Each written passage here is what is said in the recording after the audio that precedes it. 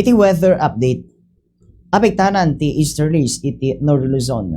Ti matrough iti low pressure area iti mapektar iti eastern section ti Visayas ken iti Mindanao. Ti eastern Visayas, Northern Mindanao, Caraga ken Davao region ket makarikna tinakuyem at tangatang mabuyugan ti tudo ken garud gapu iti trough iti LPA.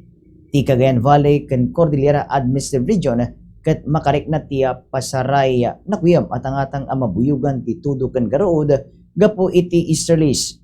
Kabayatan na tinabatbati nga paset iti pagilian ket makarikna tinakuyem at tangatang mabuyugan ti tudo ken garud gapu iti localized thunderstorm.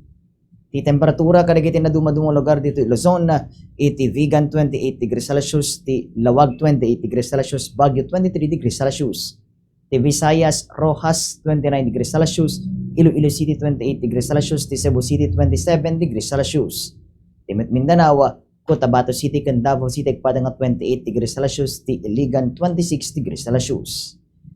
Simingising ti init itatay bigat alas 5:39, lumnak indon madamdama alas 6:26.